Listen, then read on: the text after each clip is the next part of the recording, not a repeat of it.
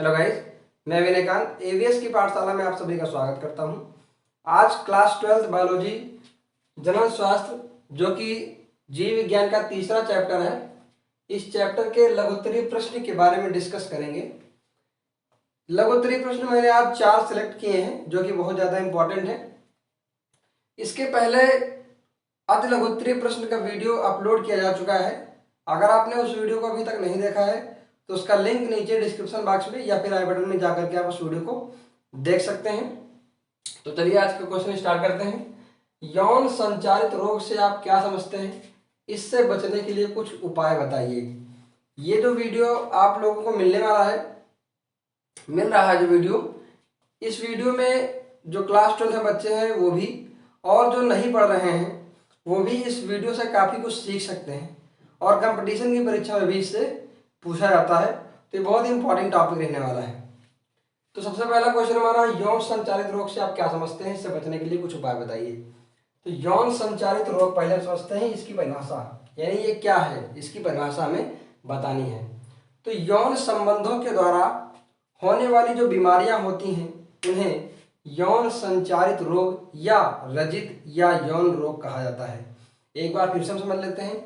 यौन संबंधों के द्वारा होने वाली जो बीमारियां होती हैं उन बीमारियों को उन रोगों को यौन संचारित रोग या रजित या यौन रोग कहा जाता है।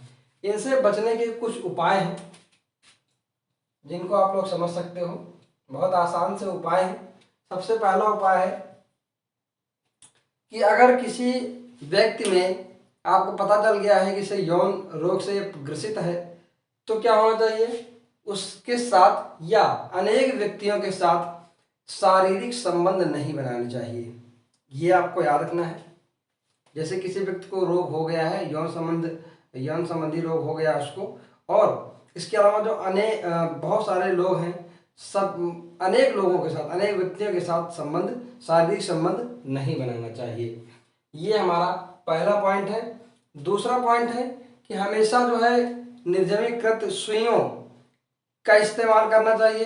तीसरा पॉइंट है नशीली दवाओं के सेवन से हमें बचना चाहिए। इसके अलावा मैथुन क्रिया करते समय, यौन संबंध बनाते समय एक हमारा जो अवरोध होता है जिसे हम लोग कंडोम कहते हैं, इसका इस्तेमाल किया जाना चाहिए।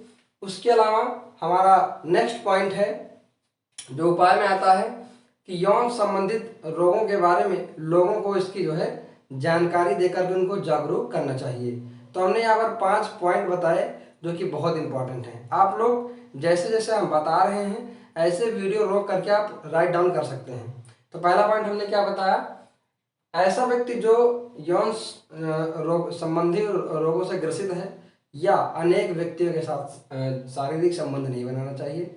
दूसरा, मैथुन क्रिया करते समय कंडोम का इस्तेमाल करना चाहिए। तीसरा पॉइंट हमने बताया कि जैसे मान लीजिए कि आप कोई सुई इस्तेमाल कर रहे हैं हॉस्पिटल में तो हमेशा निर्जमीकृत सुई का इस्तेमाल करना चाहिए। चौथा पॉइंट हमने बताया कि नशीली दवाओं के सेवन से बचना चाहिए। पांचवा पॉइंट हमने बताया कि यौन संचारित रोगों के बारे में लोगों को जानकारी देकर के उन्हें जागरूक करना चाहिए। नेक्स्ट हमारा क्वेश्चन है आईवीएफ तकनीक या परखनेली शिशु पर टिप्पणी लिखो। ये क्वेश्चन 2009, 14 और 19 में पूछा गया है। ऊपर वाला क्वेश्चन 2019 से पूछा गया है, इसके पूरे चांसेस हैं, इसके भी पूरे चांसेस बनते हैं। तो आईवीएफ तकनीक, आईवीएफ के बारे में थोड़ा सा हम कल बता चुके हैं।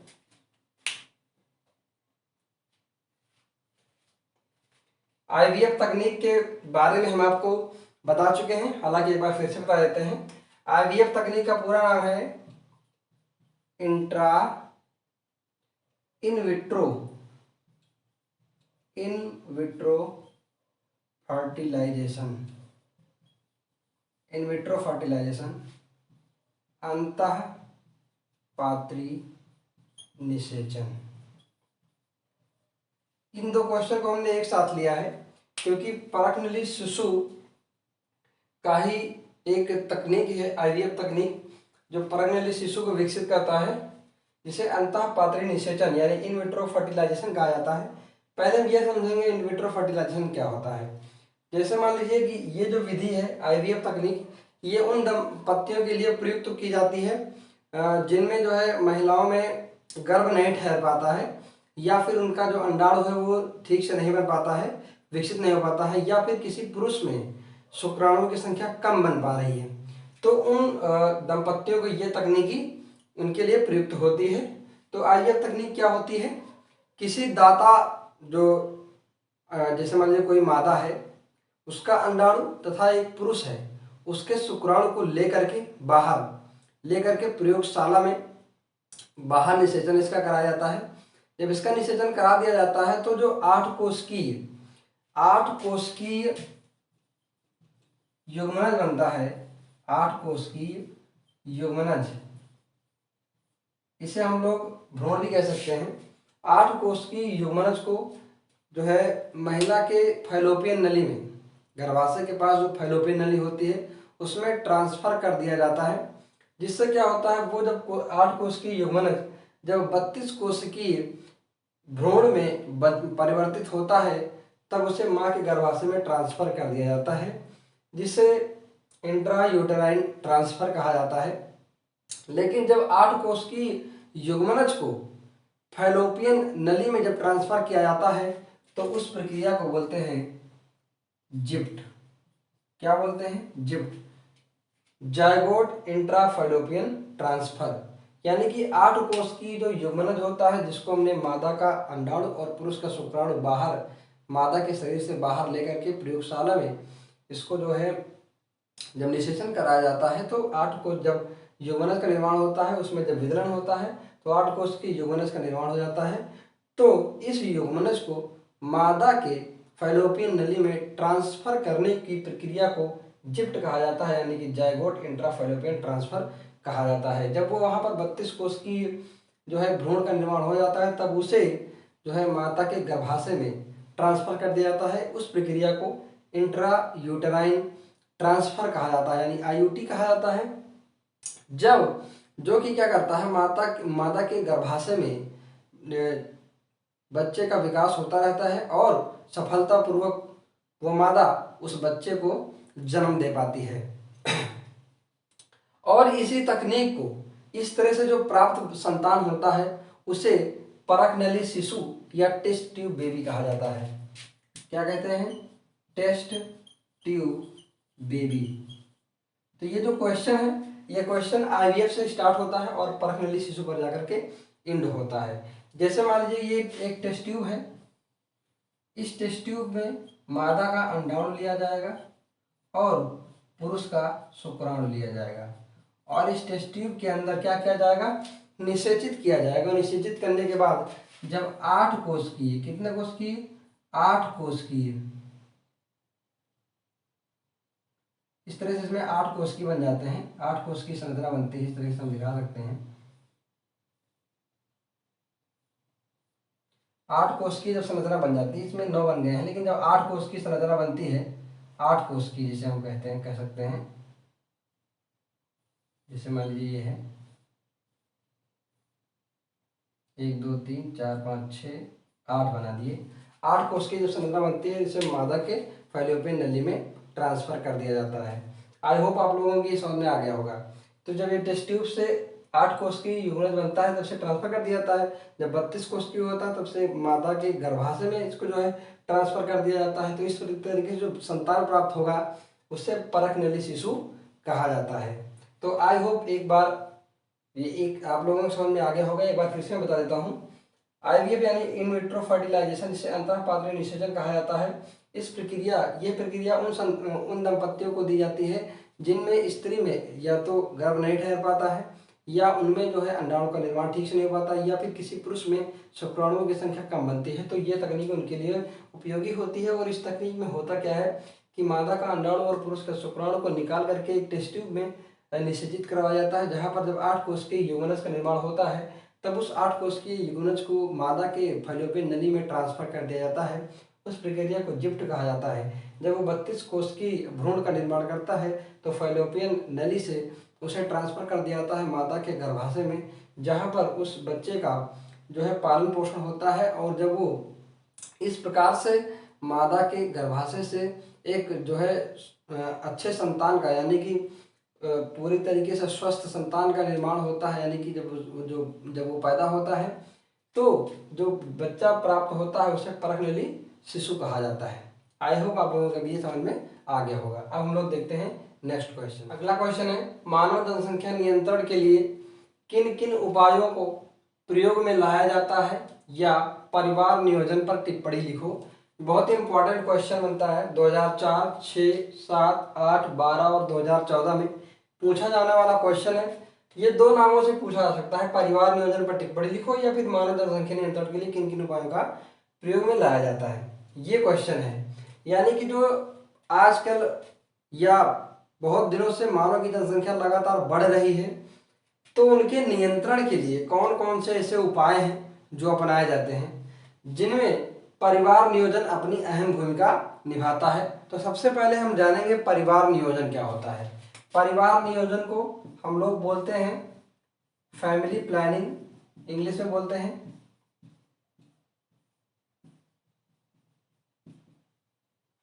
Family planning. फैमिली प्लानिंग क्या होती है?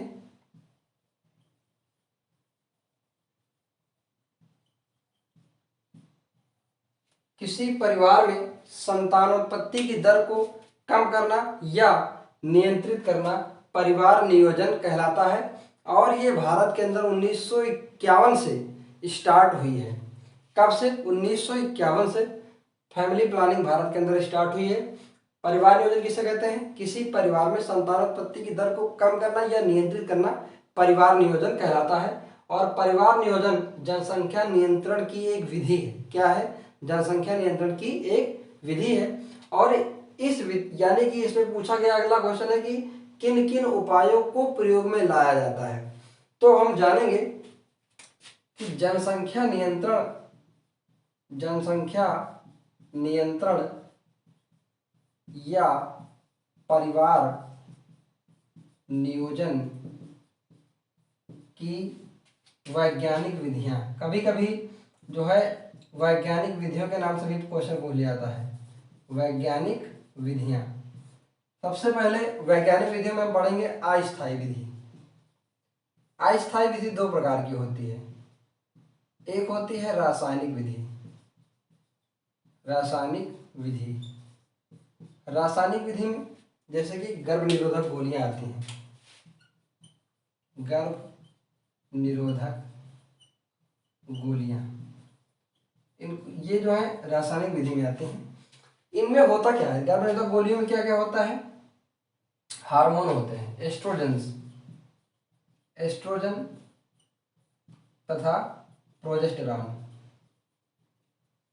प्रोजेस्टेरॉन, ये दो प्रकार के हार्मोन होते हैं। गोलियों के अंदर एस्ट्रोजन तथा प्रोजेस्टेरॉन हार्मोन होते हैं, जो क्या करते हैं? FSH तथा LH इनके श्रावण को रोकते हैं। FSH यानी फॉलिकल स्टिमुलेटिंग हार्मोन तथा LH यानी ल्यूटिनाइजिंग हार्मोन, इनके श्रावण को ये क्या करते हैं? अवरोधित करते हैं, यानी कि रोकते हैं, जिससे जो है अंडोत्सर्ग की क्रिया नहीं होती है। किसकी क्रिया नहीं होती है? अंडोत्सर्ग की क्रिया नहीं होती है। जब अंडोत्सर्ग की क्रिया नहीं होगी, जाहिर सी बात है निषेचन नहीं होगा, जिससे जो जनसंख्या बढ़ रही है उसके नियंत्रण में जो है काफी मदद करता है। अगला हमारा जो आता है यांत्रिक विधि आती है। यांत्रिक विधि क्या होती है? यांत्रिक विधि में हम तीन उपाय बताएंगे। सबसे पहला निरोध का इस्तेमाल, दूसरा है IUD और तीसरा है डायाफ्राम। ये तीन चीजें हैं जिसे कंडोम कहा जाता है। इसका इस्तेमाल बहुत इंपॉर्टेंट है। जब भी हमें जो है मैथुन क्रिया करनी है और हमें बच्चा नहीं चाहिए, संतान नहीं चाहिए, तो हम निरोध का इस्तेमाल करते हैं, कंडोम का इस्तेमाल करते हैं। इसके इस्तेमाल से क्या होता है कि वीर्य स्खलित तो होता है, परंतु माँ के गर्भाशय में यानी फैलोपियन नली के पास नहीं पहुंच पाता है, जिससे अंडाणु और शुक्राणु आपस में निषेचन नहीं कर पाते हैं। तो ये हमारा जो है यांत्रिक विधि, किसमें? अस्थायी विधि में। दूसरा है IUD, इंट्रा यूटेराइन डिवाइस, ये हम बता चुके हैं। अभी जो हाल ही में यानी कि जो पिछला वीडियो हमारा है अतिलघु उत्तरीय प्रश्न, उसमें IUD इंट्रा यूटेराइन डिवाइस के बारे में हम बता चुके हैं। जिसमें कापर मोचित आयंस होते हैं जो कापर रिलीज करते हैं, जिसमें LNG-20 बताया था हमने, जिसमें मल्टीलोड 375 हमने बताया था। ये कुछ विधियां हैं जो IUD के अंतर्गत आती हैं। डायाफ्राम क्या होता है? मैथुन क्रिया के समय ये इसका इस्तेमाल मादाएं करती हैं। ये अपने योनि के मुख पर इसको लगा लेती हैं और इसको आसानी से मैथुन क्रिया के बाद इसको हटा भी सकते हैं। निरोध का इस्तेमाल कौन कर सकता है? पुरुष कर सकता है। ये अपने जो शिश्न होती है उसके ऊपर ये आउटर कवरिंग बना लेता है जिससे शुक्राणु अंदर तक नहीं पहुंच पाते हैं। उसके अलावा जो एक होती है स्थायी विधि, एक अस्थायी विधि है और दूसरी कौन सी है? स्थायी विधि। स्थायी विधि में कौन कौन सी आती हैं? वैसेक्टोमी और ट्यूबेक्टोमी। इसके बारे में भी हम डिस्कस कर चुके हैं। वैसेक्टोमी पुरुष अपनाते हैं और ट्यूबेक्टोमी जो है मादा इसका इस्तेमाल करती है। इसमें जो है शुक्र वाहिका को काट के बांध दिया जाता है और इसमें जो है ट्यूबेक्टोमी में जो फैलोपियन नली होती है उसी को, जो अंडवाहिनियां होती हैं उनको काट करके बांध दिया जाता है। ठीक है, तो ये आप लोगों को आई होप कि आप लोगों को समझ में आ गया होगा फैमिली प्लानिंग क्या होती है, यानी परिवार नियोजन क्या होता है, और जनसंख्या नियंत्रण या परिवार नियोजन की वैज्ञानिक विधियां, जिसमें हमने अस्थायी विधि बताई। अस्थायी विधि में रासायनिक विधि है, गर्भ निरोधक गोलियों का इस्तेमाल करते हैं, इसमें कि एस्ट्रोजन तथा प्रोजेस्टेरॉन हार्मोन होते हैं जो FSH तथा LH के जो है श्रवण को रोकते हैं, जिससे अंडोत्सर्ग की क्रिया नहीं होती है। अंडोत्सर्ग क्रिया नहीं होगी तो निषेचन नहीं होगा। दूसरा है यांत्रिक विधि। यांत्रिक विधि में हमने 3 बताई, कंडोम का इस्तेमाल, IUD और डायाफ्राम का इस्तेमाल हमने बताया। इसमें कि जो कंडोम होता है ये पुरुष इस्तेमाल करता है, डायाफ्राम महिला इस्तेमाल करती है, IUD भी जो है महिला इस्तेमाल करती है। ठीक है, इंट्रायूटेराइन डिवाइस। दूसरा है स्थायी विधि, वैसेक्टोमी जो पुरुष इस्तेमाल करते हैं, ट्यूबेक्टोमी जो मादाएं इस्तेमाल करती हैं। ये हम बता चुके हैं। अगला क्वेश्चन हमारा है टिप्पणी लिखो। पहला है सरोगेट माँ और दूसरा है चिकित्सीय सगर्भता समापन। ये 2016 में क्वेश्चन पूछा गया, इंपॉर्टेंट क्वेश्चन है। सरोगेट माँ पे क्वेश्चन पूछा जा सकता है। सरोगेट माँ, सरोगेट माँ बहुत बार पूछा जा चुका है क्वेश्चन और ये इसके पूरे चांसेस हैं। इंपॉर्टेंट क्वेश्चन भी है सरोगेट माँ। माँ के बारे में आपने सुना होगा जो अपने बच्चे को जन्म देती है, लेकिन ये सरोगेट माँ क्या है? सरोगेट माँ ये ऐसी माँ होती है जिसमें जैसे मान लीजिए कोई मैथुन क्रिया करने के बाद अंडाणु का निर्माण हुआ, शुक्राणु का निर्माण हुआ, मैथुन क्रिया करने के बाद ये दोनों गए, निषेचन भी हुआ। लेकिन अगर किसी महिला में मान लीजिए कि उसकी बच्चेदानी कमजोर है या फिर उसका जो गर्भाशय है वो कमजोर है, तो होता क्या है कि जो प्राकृतिक माँ होती है जिसके अंदर निषेचन हुआ है उसके अंदर से युग्मनज को निकाल लिया जाता है, या फिर उसको कह सकते हो भ्रूण को निकाल लिया जाता है। भ्रूण को निकाल करके किसी दूसरे यानी अन्य स्त्री के गर्भाशय में उसको जो है रूपांतरित कर दिया जाता है, रोपित कर दिया जाता है, रोपित कर दिया जाता है। और इस प्रक्रिया को क्या कहा जाता है, यानी कि उस प्रकार की माँ को क्या कहा जाता है? सरोगेट माँ कहा जाता है। इतना आपको इसमें याद रखना है। सरोगेट माँ क्या होती है? प्राकृतिक माँ के गर्भाशय से भ्रूण को निकालकर अन्य किसी स्त्री के गर्भाशय में रोपित करने से जो माँ बनती है उसे सरोगेट माँ कहा जाता है। क्या कहा जाता है? सरोगेट माँ कहा जाता है। नेक्स्ट पूछा गया है चिकित्सीय सगर्भता समापन क्या होता है? इसे इंग्लिश में कहा जाता है medical treatment of pregnancy. Medical treatment of pregnancy shortcut में से MTP कहा जाता है। MTP क्या होता है?